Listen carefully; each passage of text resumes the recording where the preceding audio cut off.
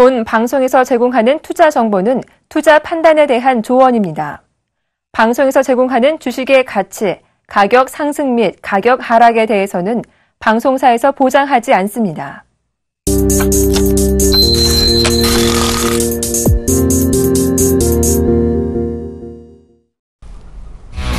안녕하세요. 주식 탑5의 최예린입니다. 시장의 상승폭이 확대되고 있습니다. 오늘 개장과 동시에 3년 8개월 만에 막스권을 돌파해 2100까지 뚫어줬던 코스피가 의외로 2110선까지 터치하면서 추가 상승을 하고 있는 건데요. 앞선 뉴욕 증시도 어닝 시즌 경계감에 약간 조정세를 보였고 어제까지 우리도 단기 급등한 측면이 분명 있기 때문에 오늘 이래저래 쉬어가지 않을까 했었는데 의외로 더 내달리고 있는 겁니다. 시장은 추가 상승을 의외로 강한 모습 속에 보여주고 있는데 시장 내부의 질은 많이 바뀌었습니다. 지금까지 많이 올랐던 증권주 그리고 관련해서 창투사 쪽에는 매물이 강하게 출회가 되고 있는 반면에요. 오늘 화학 쪽도 조금 눌립니다만 괜찮은 쪽은 지금까지 전혀 거론이 안 됐던 소외 섹터가 되겠습니다. 금융 섹터 가운데 하위 업종이라 할 수 있는 은행과 보험 그리고 자동차가 반등해주는 그런 날인데요. 안심전환대출 출시와 기준금리 인하 피해주로 거론되면서 52주 신저가까지 경신하는 그런 수모를 겪었던 은행주가 오늘 기업은행의 경우 8% 이상 강하게 올라오는 모습이 아주 대표적이라 하겠습니다. 원달러 환율이 1,100원을 장중에 살짝 찍으면서 수출주 대표주인 자동차주가 반등하는 것도 그것인데요. 문제는 이런 순환매가 이제 한 바퀴는 거의 다 돌아온 시점 차후에는 어떤 종목들이 올라갈까 여부가 되겠죠. 확실한 것은 증시 탑5를 보시면 종목을 발굴해야 되는 그런 수고스러움은 없을 것이란 점이 되겠습니다. 오늘도 멘토님 나오셔서 종목 5가지 꼽아주실 텐데요. 오늘 함께해 주실 전문가는 샘플러스 오현진 멘토님이 되겠습니다. 안녕하세요. 네, 안녕하세요. 네.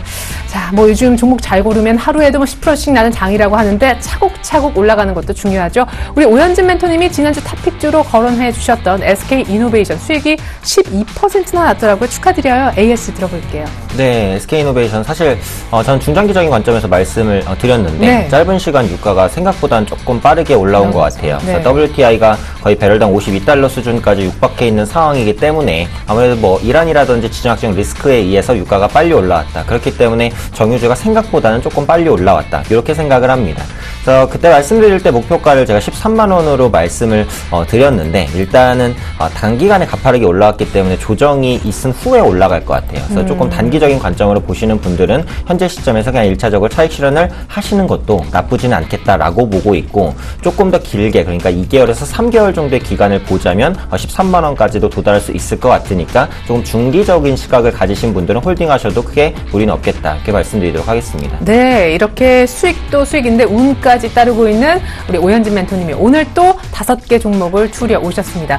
2100선에서 종목 5개 고르는 일이 쉽진 않았을 듯 싶은데요. 종목 5개 확인부터 해보죠. 첫 번째 종목은 현대차입니다. 오늘 현대차가 반등하면서 17만 원을 정말 오래간만에 보여주고 있는데요. 영원히 소외되라는 법은 없나 봐요. 현대차 단기 목표가까지 들어봅니다.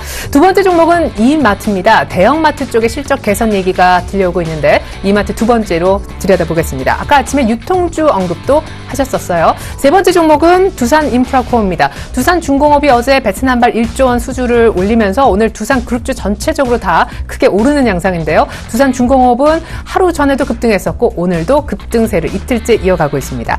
네 번째 종목은 토비스입니다. 커버드 모니터 일을 하는 업체가 되겠는데 코텍하고 언급이 많이 됐었던 비교가 됐었던 그런 업체죠.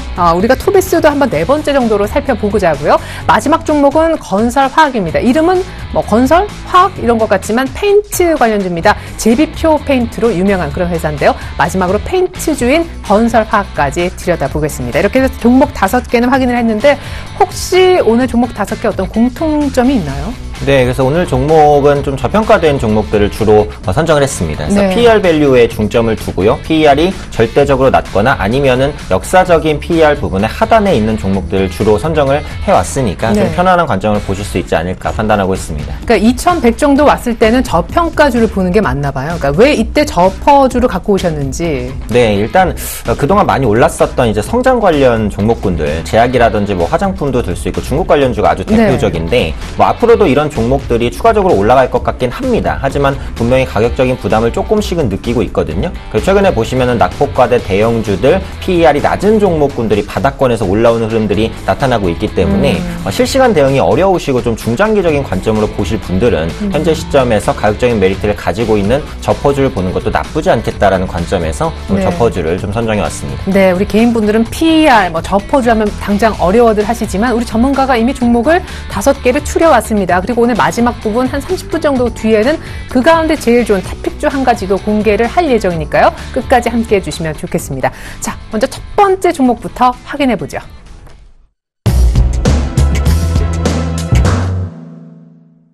탑 1, 첫 번째 종목은요.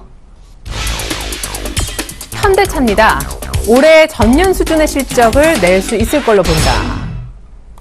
그 어떤 얘기에도 불구하고 현대차는 반등세도 잠시 거의 바닥권까지 다시 한번 추가로 하락했다가 오늘에서야 조금 올라오는 그런 양상인데요. 일단 실적은 그럭저럭 나올 거다 이런 톤으로 저는 이해했어요. 네, 맞습니다. 예. 실적은 전년비 대비해서 비슷한 수준이 나올 것 같아요. 엄청나게 개선되거나 크게 악화되거나 그런 관점은 아닙니다. 네. 그런데 전년 대비해서 비슷한 실적이 나올 것이라고 본다고 하더라도 지금 주가 17만 원대는 너무 싸다라는 관점에서 좀 말씀을 드리고 싶고 네. 일단 PER 밸류로만 보면은 시총 상위주 중에는 PER이 가장 낮다라고 봐도 과언이 아닙니다. 그래서 올해 같은 경우 PER 밸류가 6.5배 수준에서 형성이 되어 있다라고 이제 네. 생각을 해보시면 될 것 같고요.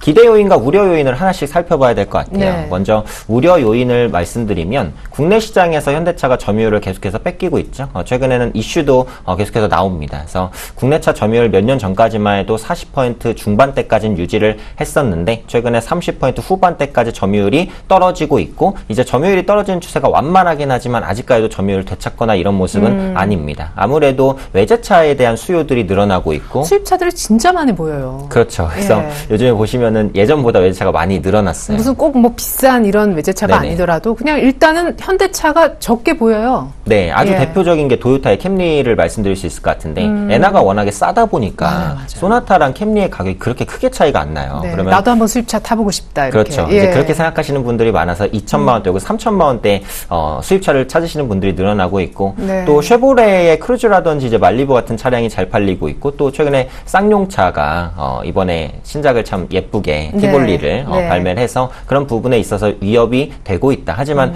궁극적으로 현대차가 언제까지 점유율을 계속 뺏긴다라고 생각하시는 건 아닌 것 같아요. 어느 정도 하향 조정이 된다면 30% 중후반대의 점유율은 지켜나갈 것이다라는 관점에서 최악의 시점을 지나고 있는 게 아니냐 이렇게 네. 이제 판단을 하고 있고요. 네. 또 현대차 그룹 같은 경우 올해 글로벌 판매가 850만 대 정도가 예상이 됩니다. 그래서 작년 대비해서 소폭 증가 혹은 작년과 비슷한 수준의 판매량 정도는 유지할 수 있을 것이다. 해외에서는 어때요? 네, 지금 글로벌 점유율이 10% 정도 되거든요. 네. 근데 이 10%는 계속해서 유지를 해 나가고 있어요. 그리고 글로벌 자동차 시장이 조금씩이지만 매년 성장을 하고는 있습니다. 다만 그 성장하는 시장에서 점유율만 유지한다고 해도 판매량은 늘어나는 것이나 마찬가지거든요. 네네. 그래서 그런 관점에서 보자면 올해가 작년보다 나쁠 이유는 절대 없다. 이렇게 이제 판단을 하고 있고 조금 기대를 해볼 수 있는 부분이 신차입니다. 그쵸. 그래서 제네시스가 일단 미국에서 호평을 받고 실제로 잘 팔리고 있고요. 네. 국내에서도 현대차 중에 제네시스는 상당히 잘 팔리는 베스트셀링카 중에 하나고 네. 이번에 신형 투싼이 투싼, 새로 나왔습니다. 예. 상당히 호응이 좋거든요. 티볼리와 비교가 되면서 판매가 두 가지 다 이제 잘 되는 이런 부분들을 진행이 되고 네. 있기 때문에 신차 효과가 하반기에는 점진적으로 나타날 수 있을 것이다. 근데 그 신차 모멘텀도 2분기부터 아닙니까? 아직 네. 이제 팔지도 않았죠. 이제 막 팔려고 하니까. 네, 맞습니다. 예. 그래서 어쨌든 주식시장이라는 게 미래의 가치를 예. 반영하다 보니까 그런 부분들도 기대를 해볼 수 있지 않을까 싶고 가장 크게 체크할 부분이 환율이에요. 근데 네. 원달러 환율은 일단 유리한 상황입니다. 그래서 워낙 강세가 어느 정도는 해소가 된 모습이기 때문에 경쟁력을 가질 수 있는 달러 수준이다라고 보고 문제는 엔화입니다. 그래서 원엔 환율이 다시 한번 약세로 맞아요. 진행되는 움직임들이 나타나고 있기 때문에 현대차를 투자하시려는 분들은 엔화의 움직임을 지속적으로 체크하실 필요가 있다. 네. 이렇게 이제 말씀드리고 싶고요. 차트 잠깐 보겠습니다. 오늘에서야 비로소 이제 17만 원이 어렵게 오긴 왔는데요. 네, 맞습니다. 그래서 현대차는 사실 지금 싸다라는 게 가장 큰 메리트예요. 그 외의 메리트는 크게 찾기는 어렵습니다. 실적이 네. 크게 좋아지기도 어렵고 그래서 현대차를 접근하실 분들은 상당히 장기적인 시각을 가지실 수밖에 없다. 이렇게 이제 판단을 하고 있고요. 현재 시점 이제 11만 1,000원인데 만약에 매수를 하시게 된다면 1차적으로는 18만 원, 2차적으로 19만 원 정도까지만 짧게 보시는 관점이 맞겠죠. 성장에 대한 기대 기대보다는 현재 시점에서 싸다라는 메리트니까 목표가도 짧게 잡고 접근하실 수밖에. 현재 그럼 지금 시점에서 소위 물리신 분들은 최근에 사셨다가 18만 원대 그냥 네네. 매수가 오면 본전되면 그냥 정리하시는 게 나을까요? 오래 그렇죠. 못 기다린다라고 하면은. 네, 맞습니다. 6개월 이상 보시는 분들이 아니라면 18만 원 수준에서는 일단 털고 나오시는 게 유리한 전략이겠다고 말씀드리도록 하겠습니다. 네, 현대차는 아주 긴 호흡 아니면 일단 본전을 빨리 원래 투자하셨던 투자금을 회수하시는 게 낫겠다라는 얘기 들어봤습니다. 원엔 환율 잘 보셔야 될 것 같아요.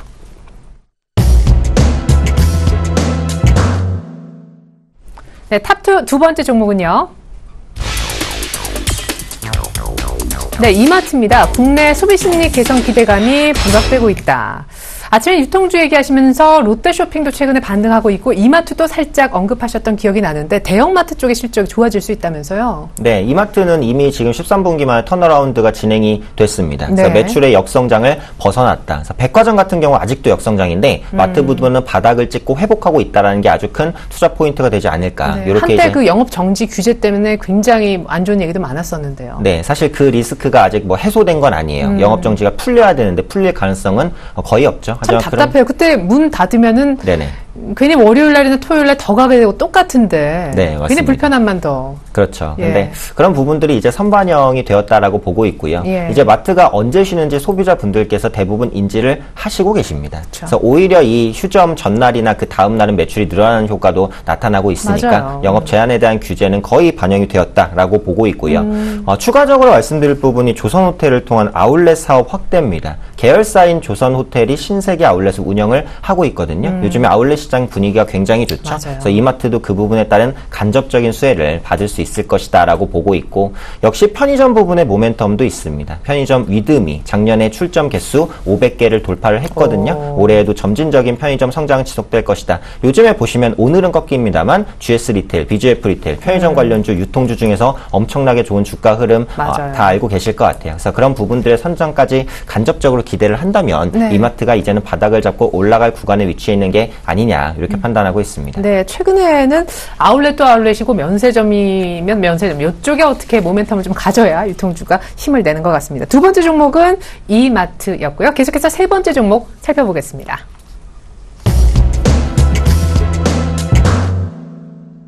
탑3 세 번째 종목은 네, 기계 섹터의 두산 인프라코입니다. 하반기 공작 기계 수요가 늘어날 것으로 기대가 된다. 어제도 급등했었고 오늘도 한 5, 6% 정도 급등하는데 오늘 아침부터 이 기계 섹터는 좀 들썩이지 않았습니까? 근데 예전부터 기계 얘기를 많이 하셨어요. 네, 두개 그래서 보고 제가 있다고. 2주 전부터 이제 기계 섹터는 가격적인 매력이 부각될 시점이다라는 네. 말씀을 드렸고 오늘도 기계 섹터가 강합니다. 하지만 반등이 이제 막 시작되고 있기 때문에 추가적인 상승은 충분히 노려볼 수 있다 말씀드리고 싶고요. 네. 두산 인프라코어는 이제 공작 기계 업체입니다. 공작 기계는 기계를 만드는 기계를 생산하는 업체다라고 보시면 그쵸, 되고 예. 보통 이제 경기가 회복될 것 같은 가능성이 높아질 때 나중에 회복되는 부분이 또 공작 기계예요. 그렇기 때문에 그동안 주가가 안 좋았지만 이제서야 회복되는 모습이 나타나고 있다라고 보시면 되고 네. 특히 두산 인프라코어는 밥캣이라는 효자 종목을 좀 가지고 있는 네. 기업이다라고 보시면 되겠죠. 그래서 북미 부분의 호실적 지속되고 있고 유럽 부분의 수주도 조금씩은 나아질 수 있을 것이다라고 보고 있고요. 특히 중국 굴삭기의 업황이 하반기부터는 개선될 것 같습니다. 그래서 중국은 지금 부동산 침체가 좀 심하게 진행이 되고 있기 때문에 중국 정부에서 어떠한 방식으로든 부양책을 시행할 가능성이 높고 그에 따른 수혜를 두산 인프라코어나 혹은 뭐 두산 중공업과 같은 종목들이 누릴 수 있다라는 관점들 생각을 해보시면 좋을 것 같아요. 그 신실크로드 1대1로 같은 프로젝트의 수혜주로도 엮을 수 있는 건가요? 그렇죠. 엮일 수 있겠죠. 근데 아직까지는 그 프로젝트 부분의 구체적인 시행 방안이 나오지 안 않았습니다. 나왔죠. 그래서 예. 그런 부분까지 확인이 돼야 되고 두산 인프라코어나 뭐 중공업이 그 부분에 참여를 하는지까지 확인을 해봐야 되긴 하겠지만 뭐 네네. 기대감은 현재로서도 충분히 가질 수는 있겠다라고 보고 있고요. 네. 또 공작기계라는 게 2분기부터는 성수기로 좀 진입이 됩니다. 이제 시장이 2분기로 접어들었기 때문에 향후 네. 실적 개선에 대한 기대감은 조금 더 높게 가져갈 수 있는 게 아니냐 이렇게 판단을 하고 있고 잠시 차트 보도록 하겠습니다. 네네. 두산인프라코 단기적으로 하락하던 추세를 돌려낸 시점이 딱 오늘입니다. 외국인의 수급도 들어오면서 이제 주가를 들어올리고 있는 상황이기 때문에 현재 시점에서 관심이 가능하고요. 다만 신규 매수는 좀 조정을 기다리시는 게 맞겠죠. 그래서 11,800원 수준 정도, 11,900원, 현재 수준에서 한 3,400원 정도 조정이 있을 때는 한번 매수가 가능하다. 그래서 1차적인 목표가는 역시 전고점 수준인 14,500원까지는 노릴 수 있는 종목군이다 말씀드리도록 하겠습니다. 네, 자 전고점까지 한번 노려보자고요. 근데 지금보다는 약간 가격이 더 싸져야 신규 매수가 가능하다고 합니다. 두산인프라코어 들여다봤습니다.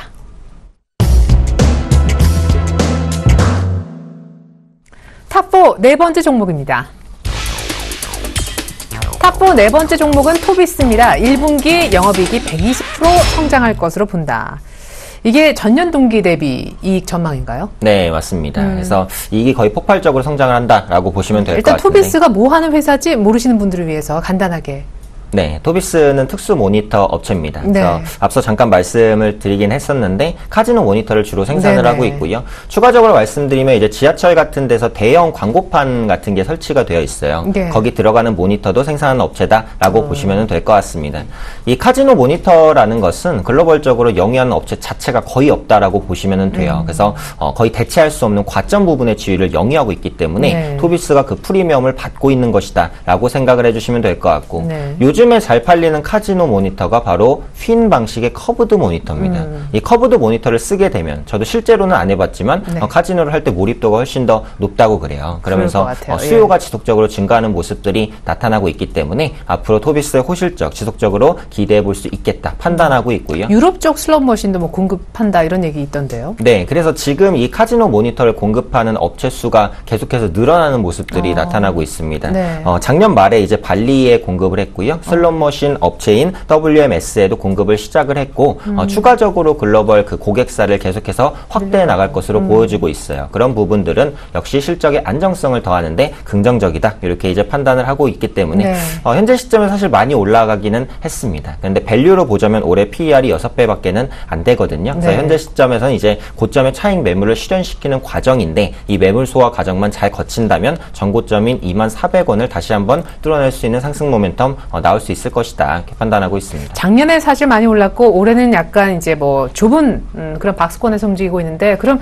이 종목의 PER은 어느 정도 됩니까? 네, 그래서 6배 정도에서 지금 형성이 6배. 되어 있어요. 네. 올해 EPS가 3,000원 정도 나올 것으로 좀 예측이 되고 있고 네. 그런데 이런 예측은 이게 항상 증권사의 평균 컨센서스다 보니까 네. 좀 못 미치죠. 그래서 네. 그런 부분까지 감안을 해도 PER 7배, 8배 수준은 나올 것으로 보기 때문에 네. 시간이 걸리더라도 방향성은 상방으로 잡을 종목이다 판단하고 있습니다. 네, 토비스까지 살펴봤습니다. 고수익을 내는 커버드 모니터 만드는 그런 기업이었고요. 계속해서 마지막 종목 살펴봐야죠.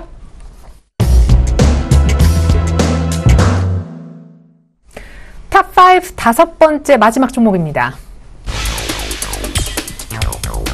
건설화학이에요. 저평가 매력이 부각되고 있다. 그래요. 오늘 뭐 주제 아닌 주제가 저평가주를 찾고 있는 건데 페인트주 얘기를 여러 차례 저도 했었던 기억이 납니다. 유가 하락에 따라서 원재료 가격이 떨어지기 때문에 마진이 늘어난다. 결국 이런 얘기겠네요. 네, 맞습니다. 그래서 건설화학은 앞서 말씀드린 대로 이제 제비표 페인트를 네. 판매하는 회사고 투자자분들께도 제비표 페인트는 좀 익숙하실 것 같아요. 네. 근데 이 페인트가 사실 숨어있는 유가 하락 수혜주다라고 말씀을 드릴 수 있을 것 같아요. 항공주, 해운주, 물론 유가 하락에 따른 수혜를 받지만 이 페인트주가 유가가 떨어지면서 원가 절감에 따른 비용 감축 효과를 어마어마하게 받는 업종 중에 하나입니다. 한때 페인트주가 뭐 계속 얘기가 나왔다가 최근 들어 주가 흐름은 좀 조용하더라고요. 횡보 정도인데 이 종목은 어떤지요? 그렇죠. 그래서 건설학도 마찬가지인 것 같아요. 그동안에 워낙에 좀 오버슈팅이 있었고 네. 저평가의 이제 원가 절감에 대한 기대감까지 같이 부각되다 보니까 단기적으로 급등하면서 6만 원대를 돌파하기도 했었는데 최근에는 차익 실현 매물이 나오면서 하락하고 있는 모습이다. 하지만 네. 현재 주가 기준으로 봤을 때는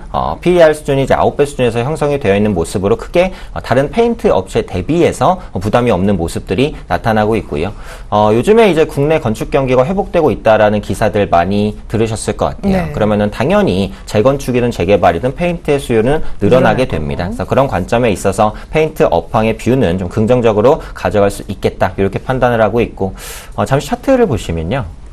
건설업 같은 경우 급등, 그러니까 3월 말에 급등을 한번 해준 후에 지금 그 급등 저가까지 밀려 있는데 보통 이렇게 양봉의 거래량이 많이 실린 가격대의 저가까지 주가가 다다르게 되면 네. 한 번쯤 다시 한번 반등하는 경향이 있습니다. 맞아요. 그래서 현 시점에서는 음봉이기 때문에 매수를 하기는 굉장히 어렵겠지만 양봉이 발생되는 시점에 있어서는 단기적으로 전 고점이 6만 원까지 노리고 접근하시는 관점은 뭐 유효한 투자 전략이 되지 않을까 이렇게 판단하고 있습니다. 그래요. 3월 말에 뭐 10% 이렇게 급등했을 때 들어왔었던 거래가 별로 빠져나간 흔적은 없는 가운데 주가만 밀렸거든요. 양봉이 서면 건설학 단기적으로 다시 한번 6만 원까지 노리면서 진입 가능하겠다 얘기까지 들어봤습니다. 자, 이렇듯 오늘 현대차부터 건설화학 굉장히 다양한 섹터의 다양한 종목을 들여다봤는데 공통점은 있었죠. 저평가된 저PER 종목이라는 점이었습니다. 이 가운데 탑픽주 하나를 꼽는다면요? 네, 그래서 오늘 제가 탑픽주로 꼽은 종목은 이마트입니다. 사실 저는 뭐 이마트 얘기도 지금 시간 관계상 빠르게 가격을 봐야 되는데 왜 잘 가고 있는 편의점주 쪽은 아닐까? 네. 그 말씀도 잠깐만 덧붙여 주실 수 있나요? 네, 편의점은 뭐 워낙에 많이 올랐죠. GS 네. 리테일과 BGF 리테일 상당한 상승폭을 보였고 지금 PER 밸류가 거의 뭐 20배 수준에 육박해 있는 상황입니다. 아, 오늘 저퍼주 한다 그랬구나. 예. 네, 맞습니다. 그래서 네. 편의점보다 이제 마트 쪽을 보자 이렇게 네, 말씀을 네. 드리고 싶고 예. 앞서 언급드리지 않았던 이마트의 추가적인 모멘텀에 대해서 언급을 드리자면 더 있나요? 네, 마트 네네. 부분에서 신선식품의 판매가 상당히 좀 호조를 보여주고 있어요. 이 신선식품 판매 단가가 비싼데도 불구하고 소비자들이 자주 찾고 있거든요. 그래서 매대를 계속해서 늘리고 있고 이 부분의 매출 확대는 지속될 것이다라고 보고 있고요. 네, 제가 그 소비자예요. 네, 그렇군요. 예. 그래서 이제 추가적으로 신선식품의 판매 확대될 것이다라고 보는 부분, 추가적으로 이제 뭐 PB 상품도 판매가 잘 되고 있습니다. 마트에서 직접적으로 위탁과 생산을 담당하는 예를 들면 롯데마트에는 엘콜라라는 게 있는데 1.5리터에 1,000원밖에 안 해요. 상당히 싸기 때문에 이제 소비자들이 많이 찾는 그런 식의 이제 저가 상품들이 많이 팔리기 시작했다라는 부분이고, 하지만 이마트는 단기적인 관점에서 접근할 종목은 절대 아니겠죠. 워낙에 무겁게 움직이는 종목이기 때문에 중장기적인 관점으로 보실 분들만 접근이 가능하다 판단하고 있고요. 차트 잠깐 보도록 하겠습니다. 네. 그동안 지속적으로 하락했었던 추세를 이제는 막 돌려내고 상승으로 전환하려는 움직임들이 나타나고 있기 때문에 뭐 매수 포인트를 잡아보시면 좋겠다라고 말씀드리고 싶고, 네. 다만 이틀간 윗꼬리를 달았어요. 매물대의 부담을 느끼고 있다는 겁니다. 그래서 매수가는 제가 23만 5천 원으로 좀 조정 시에 접근을 하자라는 관점으로 말씀을 드리고 싶고요. 목표가는 27만 원까지 보도록 하겠습니다. 역시 중장기적인 관점에서 바라봐야 되고 이전의 고점 매물대가 있는 가격이다라고 설명을 드리고 싶고, 네. 손절가는 22만 원입니다. 장대 양봉이 있었던 부분의 저가를 이탈하는 가격이기 때문에 22만 원 이탈 시에는 손절 후 다시 22만 원 위로 올라갈 땐 재매수가 가능한 종목이다. 이렇게 정리해 드리도록 하겠습니다. 네, 오늘 증시 탑5 가운데 탑픽주 자리는요, 이마트가 차지했습니다. 장기 호흡으로 긴 호흡이 필요한 관점이다 얘기해 주셨습니다. 눌리면 한번 매수에 나서보시면 어떨까 싶네요. 지금까지 탑5 분석의 샘플러스 오현진 멘토와 함께 해봤습니다. 감사합니다. 네, 감사합니다. 네, 오늘도 많은 도움 되셨는지 모르겠습니다. 언제나 11시부터 시작되는 증시 탑5는 전문가와 함께 시장의 트렌드에 맞는 종목 5개를 공개하고 그 가운데 탑픽주를 찾고 있습니다. 오늘 못 보셨다면 내일, 그리고 이제까지 못 보셨다면 방송 다시 보기로 한번 참고해 보시면 어떨까 싶습니다. 종목 고르는 수고로움을 덜어드릴게요. 증시 탑5 오늘은 여기까지 하겠습니다. 고맙습니다.